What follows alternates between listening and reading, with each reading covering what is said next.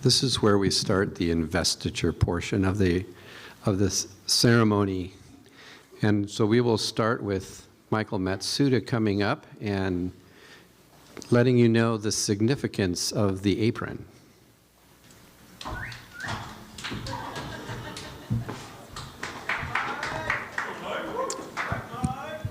need to adjust this. I'm a little short. All right. Hello, everyone. As Professor Moore said, my name is Michael Matsuda, and I'm part of C11, so that's cohort 11.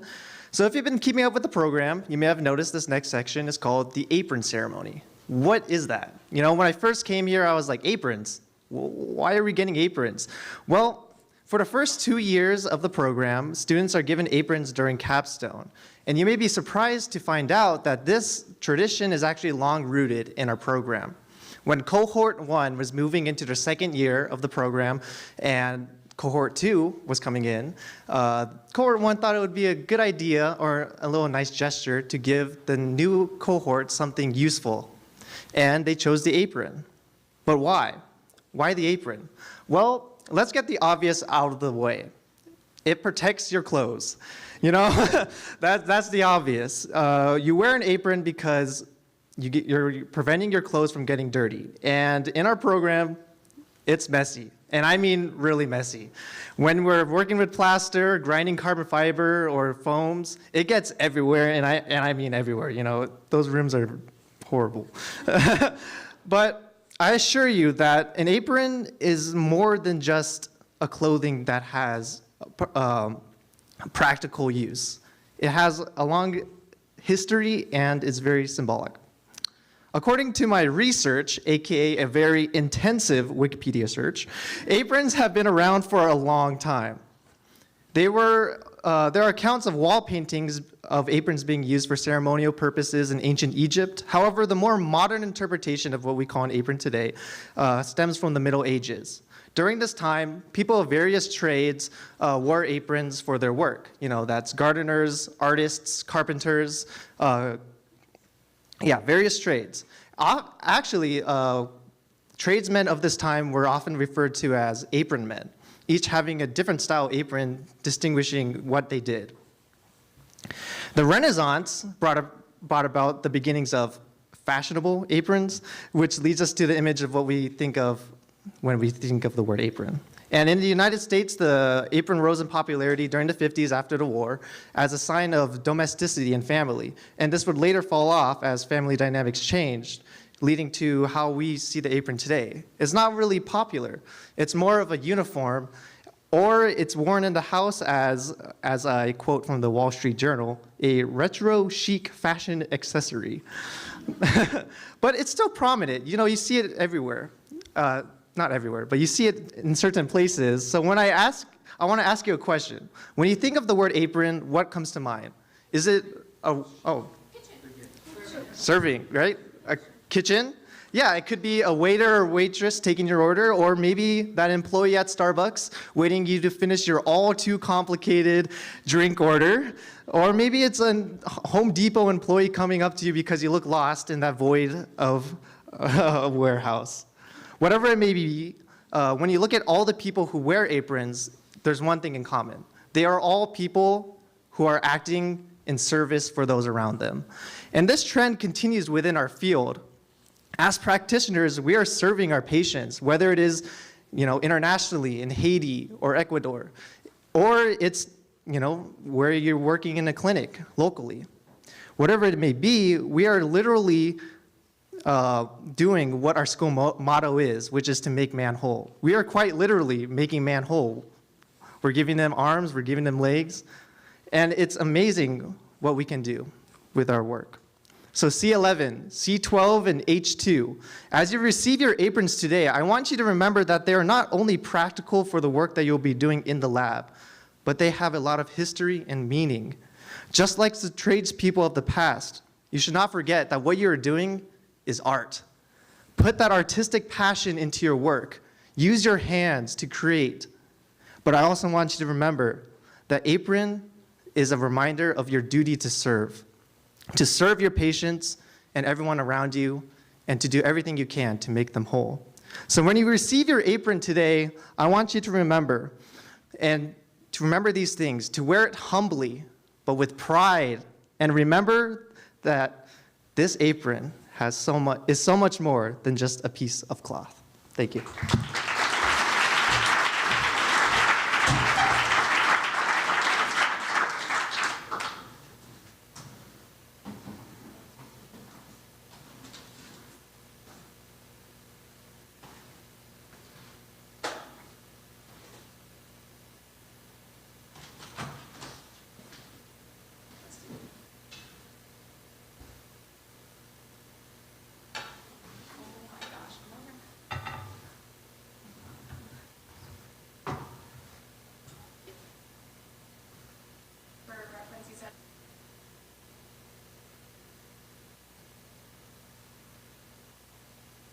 No, not more.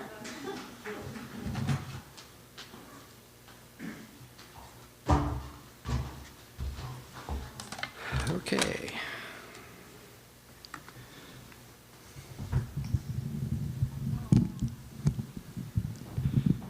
So we are going to start out with our H2 cohort, which are the ones who are online, and we have several of them who are here. So if you are in cohort 2, please come over to the side and line up in alphabetical order by your last name. And as we read your name, we'll give you your apron. We will have pictures of the cohort people 2 who are not here, and then we'll just keep going through the list. Okay. Where are they?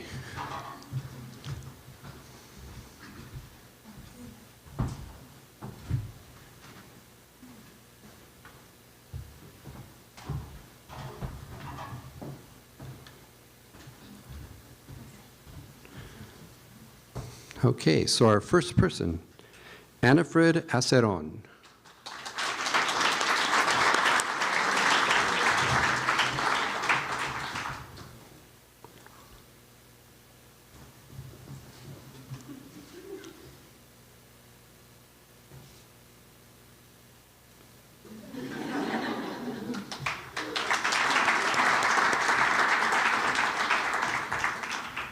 Brianna Banuelos.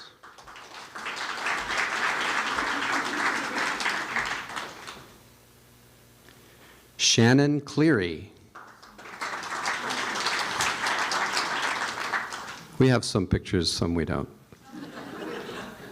Tessa Cornell.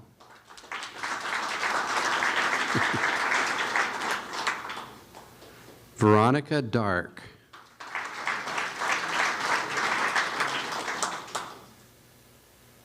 Patrick Helshek.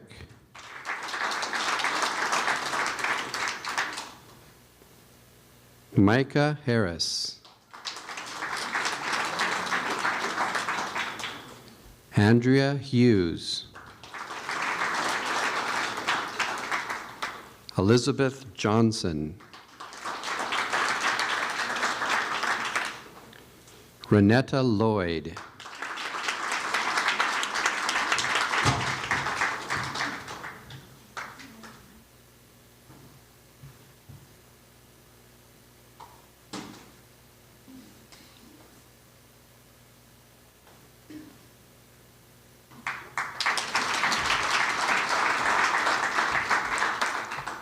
Rachel Purdom. Oops. Stop looking at me. Raylene Sepulveda.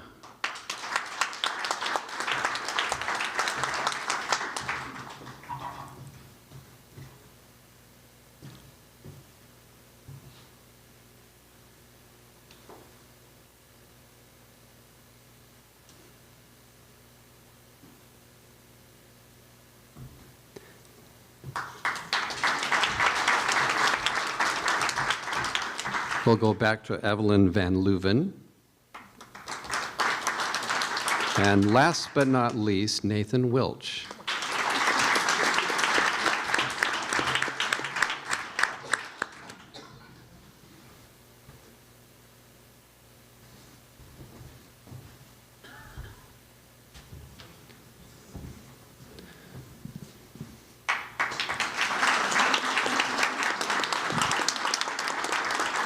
That's our cohort hybrid 2, class of 2024. Yes. And thank you.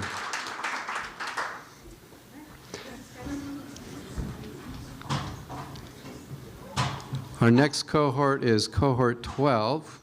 I think that's class of 2025. So line up in alphabetical order by your last name.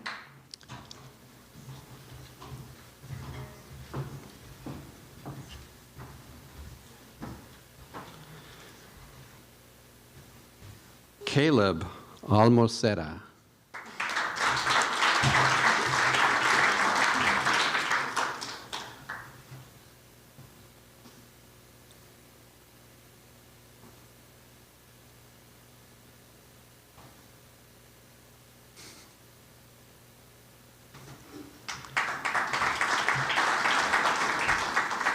Samantha Aronson.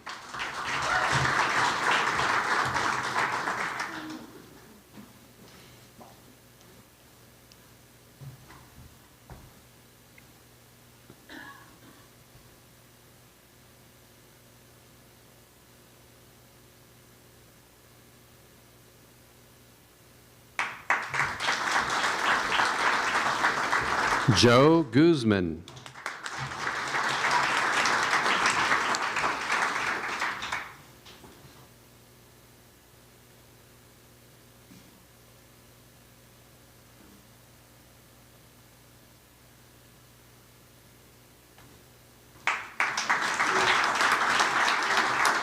Andrea Lopez.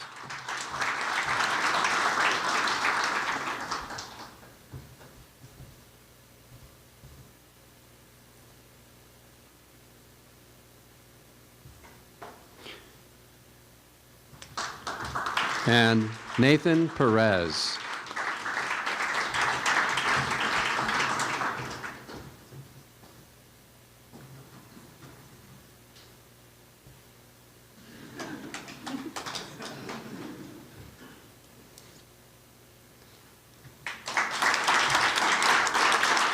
May I present to you cohort 12, class of 2025.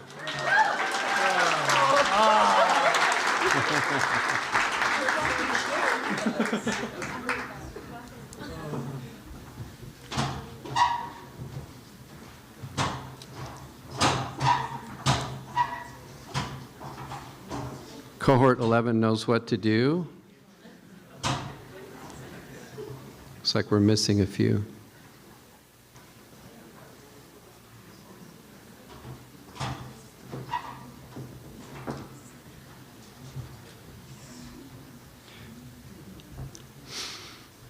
Okay, Justin Bonjour.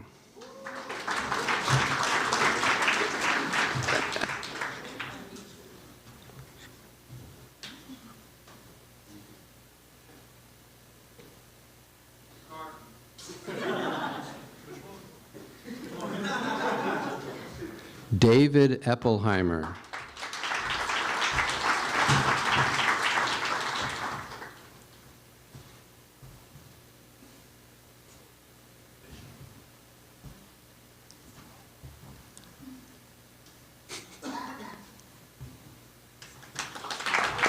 Maret Estefanos.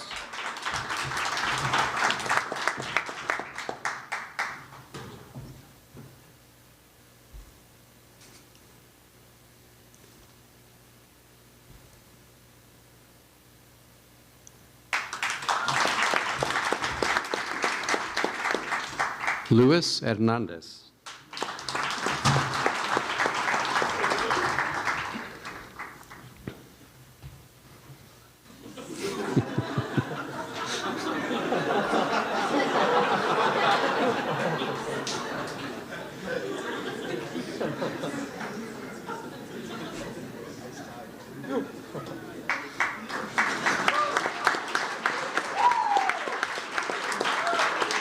Michael Matsuda.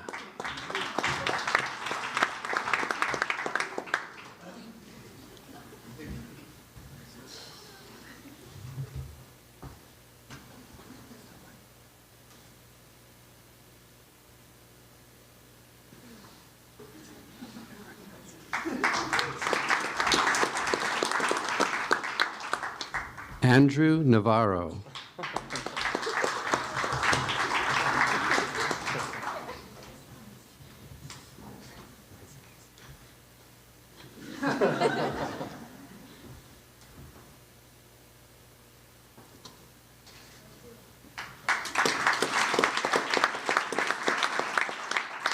Micah O'Brien.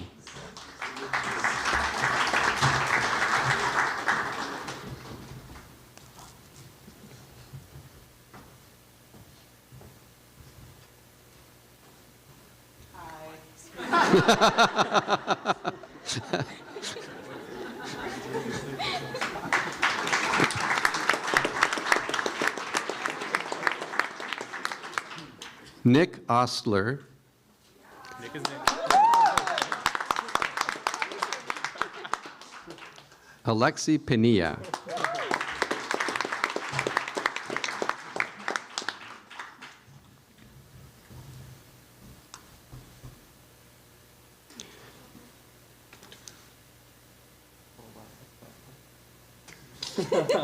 Nice picture, Michael.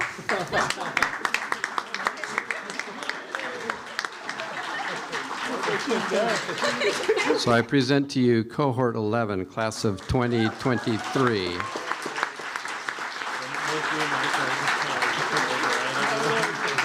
24. Sorry, 2024. They're not leaving next year.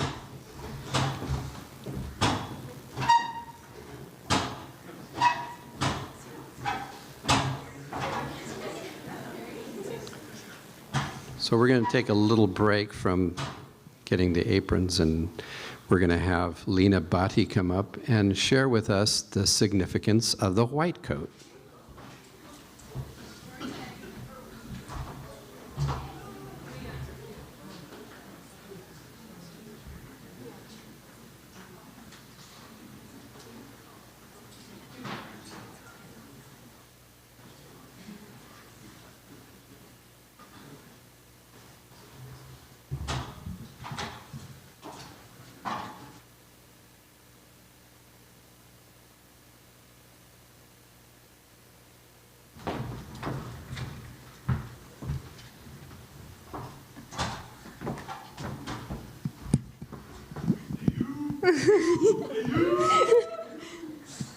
I can't help but start this speech off by reminiscing on this day last year while giving a speech on the significance of the apron and just being so elated that we were finally getting to experience Capstone in person, as we hadn't been able to the year prior due to the pandemic. And we, the students of the H1 cohort, were not even here yet.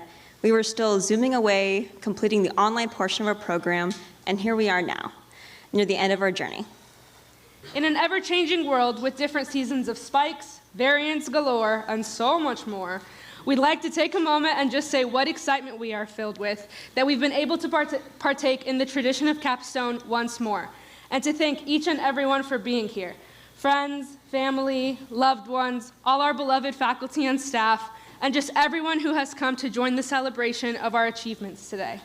And to everyone, congratulations. Truly, everyone before us deserves to be congratulated.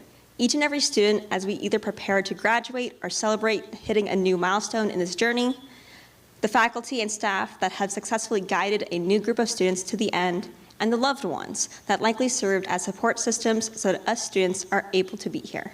Congratulations and thank you. We made it.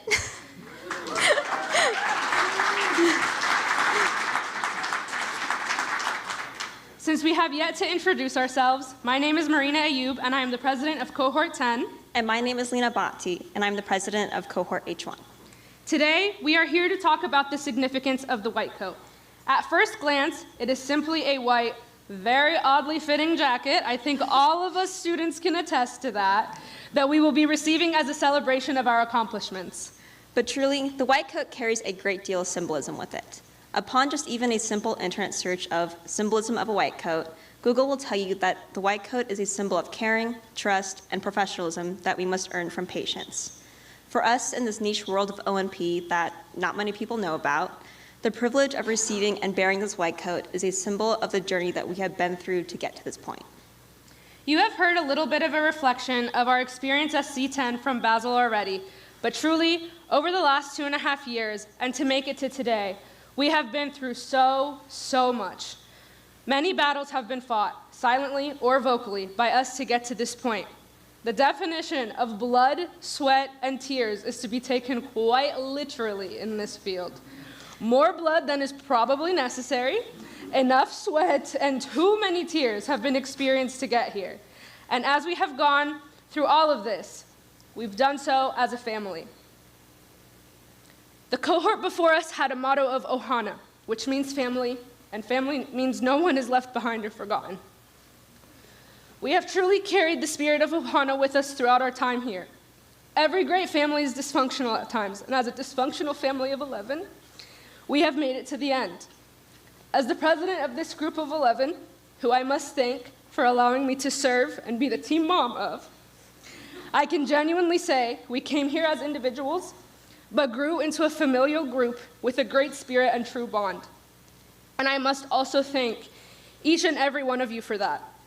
Thank you for becoming not just classmates, but true friends, travel buddies, colleagues that I know I can always call upon in times of need, and truly the best group I could have wished to travel this long road with. And as you have also heard from Stephanie early in her reflection of our experience of H1, the last year and a half has been chaotic to say the least.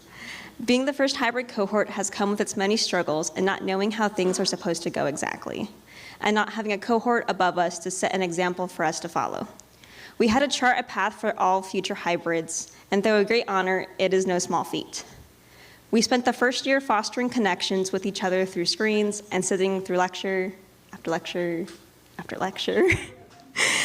And over this year, we anxiously wondered, how would this all be when we arrived in the classroom? How would the lab look like? How would our futures in this field be shaped by this unique experience? Over the course of this first year of ours, we were able to get to know each other through many discussion posts, texts, late-night phone calls, but would these connections remain when technology was no longer between us? Come day one, we were pretty ecstatic to finally be able to meet each other, and our time became filled with not only working in the lab, but spending lunch together, eating snacks, late-night group chats, traveling, going to events, or even something as simple as getting dinner during Taco Tuesday. And though this sounds like too much fun, above all, we fought and struggled through our traveling this uncharted hybrid territory and became closer friends along the way. And for that, I want to say to all of H1, thank you. And thank you for allowing me to lead you, and thank you for contributing to this great experience. Back to the white coat and the meaning of this piece of fabric. The white coat ceremony has become an academic ritual in health care professions over the years. And donning the white coat is a powerful symbol of a changed role. We are honored to have the opportunity to participate in such a ritual, and humbled by being blessed with such an important role that we get to play in the lives of others. In exploring the symbolism of the white coat, we acknowledge that many medical disciplines get this coat at the beginning of their journey as opposed to the end. They get it as a symbol of embarking on the road of becoming a healthcare professional. For us, however, as future CPOs, this is a symbol and even validation of our place in this big bad world of medicine. It is a symbol that we O&P professionals are a vital part of a patient's healthcare team and deserve to be seen as such. It is a symbol of making it through each of the trials and tribulations that we experienced, and a symbol of the transformative experience that we have as through completion of our program. A symbol of the promise to the best orthotists, prosthetists to our patients. Even the color carries significance. White is a symbol of purity and serves as a reminder to carry out our work in the field with the purest intentions always.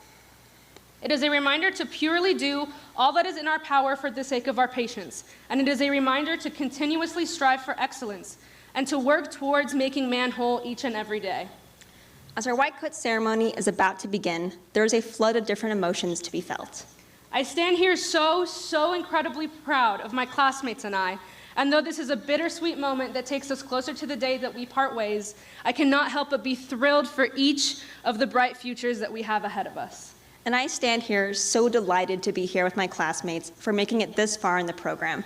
While we still have a little bit more to go, I can't help but be excited for what comes next for all of us. And in exploring the meaning and the significance of the prestigious new piece of clothing that we will be receiving today, the pristine white coat, I'm filled with a renewed sense of purpose in the world we are about to step into. A renewed sense of purpose to become the best possible clinicians in order to effectively serve those around us. A renewed sense of purpose to continue to stand united as adaptive, diverse, and inspired orthotists-prosthetists for the world. And a renewed sense of purpose to continue to stand united as pioneering, compassionate, and resilient orthotists-prosthetists for the world. And finally, I hope and pray from the bottom of my heart that we may all use, sorry, that we, So, you're so close. that we may all use today, that we may use the moment we are clothed with these special coats and each time we wear them after as a reminder of such a purpose and responsibility. And that we may continue to work our very hardest in the new chapters we are about to begin to truly and valiantly practice the meaning of the white coat. Thank you.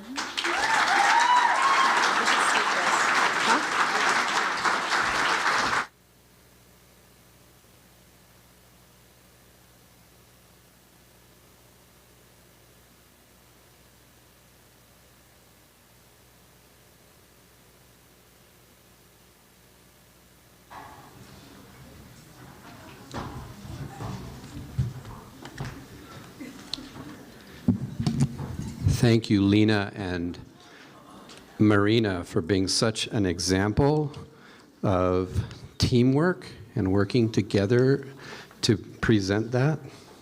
That was not expected, and it was great.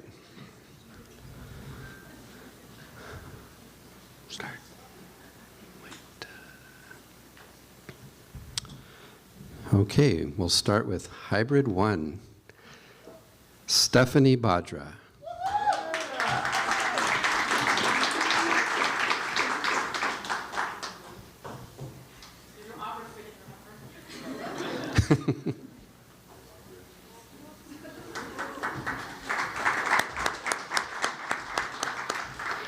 Lena Bhatti.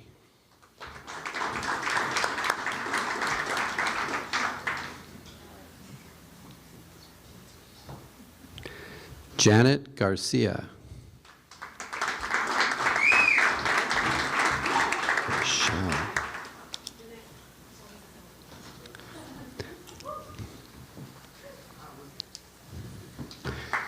Michelle Buelna.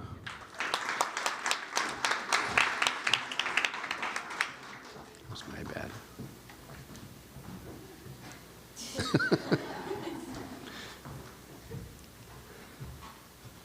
Alex Garanda.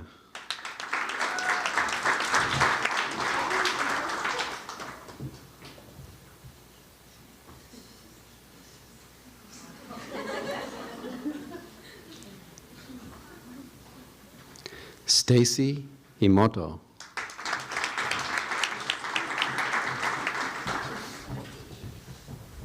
You might need to come all the way over. Christian Liebold.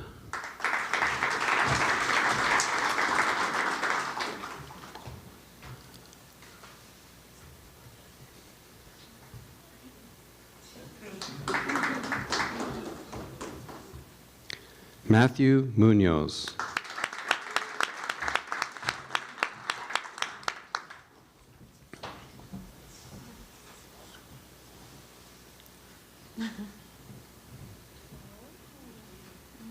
Cameron Price.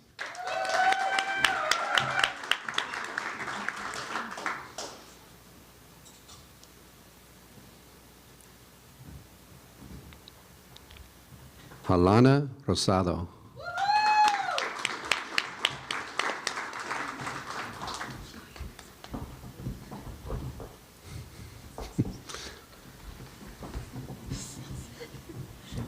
Daniel Royston.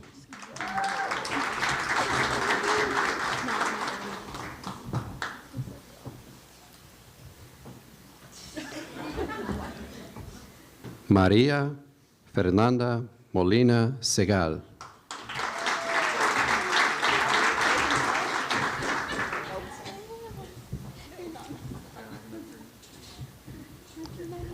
And Evan Smith.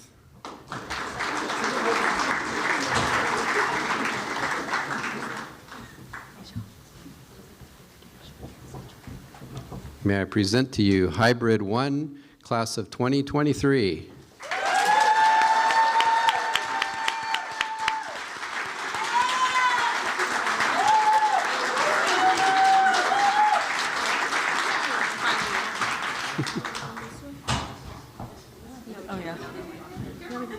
Yeah.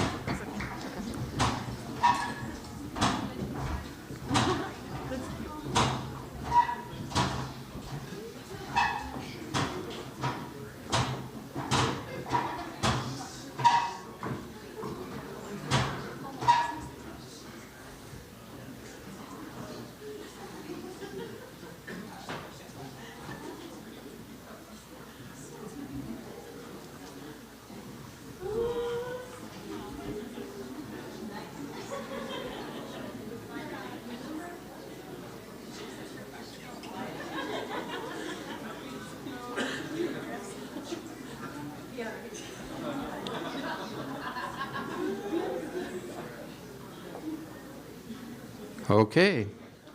Marina Ayub.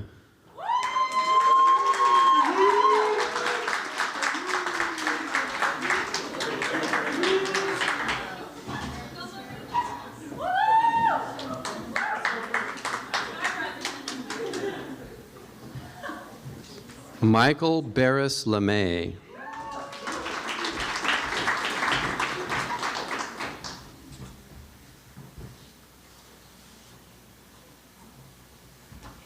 Jose Castaneda.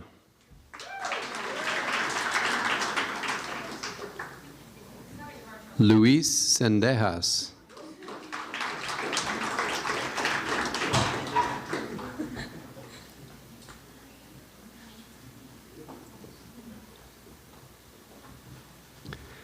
Adam Fernandez.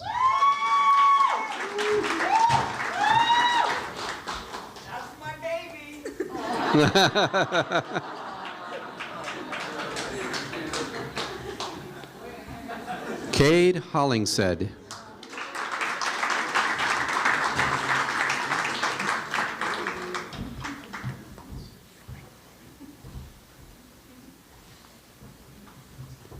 Charlie Hudson.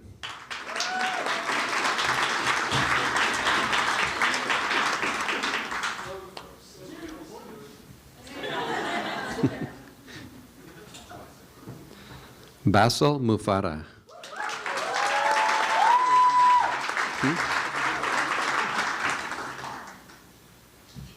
That's my baby.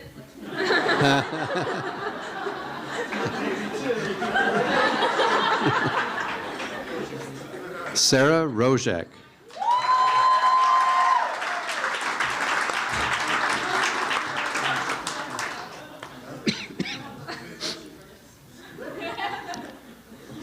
Sammy Salguero.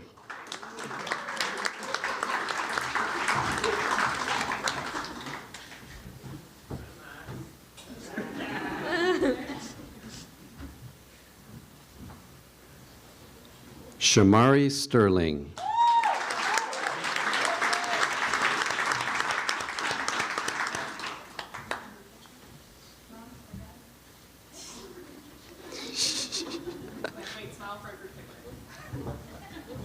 You'll get your chance later.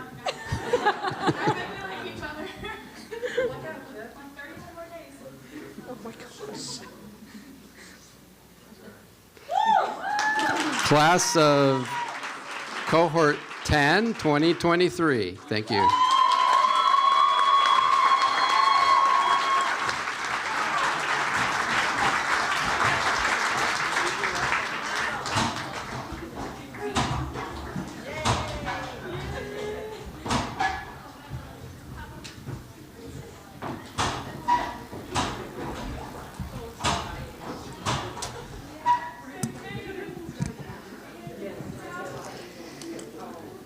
All right, congratulations, both C10 and H1. Yeah, this has been a long journey. I'm gonna give some closing remarks here. It's hard to follow all of you guys. You guys are great speakers, man. You guys said all of the important stuff. So I just want to thank all the friends and family again for coming to support your students. And I'm sure that you don't need me to tell you how special all of them are. They really are a unique bunch of individuals. And they've chosen a very unique profession, as you've also heard. When I told my parents that I was going to become a prosthetist, they said, "Is that even a job? What are you talking about? What is that?" But I can assure you, 16 years later, it is a good job. It is a job, and it's a great job. It's not a boring job. It's something that's going to keep you engaged and challenged for a long time. So what's important for me to send you off with? You guys have heard me talk enough. All those lectures, those Zoom lectures, pre-recorded lectures, you've heard my voice a lot. There's a few things that I want to just send you off with. This job, while it is unique, you guys are artists. You're artists with empathy. That means that you're going to put your heart and soul into your work.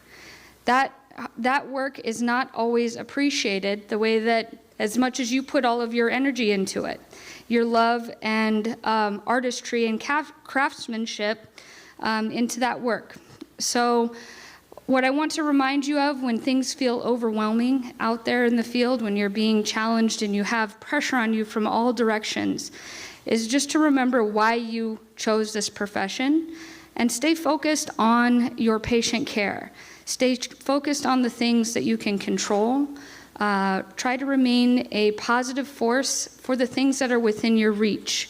It's easy to feel overwhelmed by huge world issues, pandemics and earthquakes and demands of earning money and meeting a budget and all of these things that you're going to experience as a professional. So I think the thing to remember is to slow down, take one thing at a time, and focus on those things that you can create positive change, even if it's in a small way within your own little bubble. I feel lucky to really have been a part of all of your guys' journey. I'm lucky enough to have taught both Cohort 10 and also H1. So all of the graduating students today have had the opportunity to teach you and get to know you. I'm really proud of every single one of you, and I'm really looking forward to seeing what great things you guys will be doing in the future. Last two things, to Andrew, in O&P, every day is leg day, no skipping. And to Marina, if you're not sweating, you're not doing it right. All right. Michael is going to give us a final benediction, and thanks again.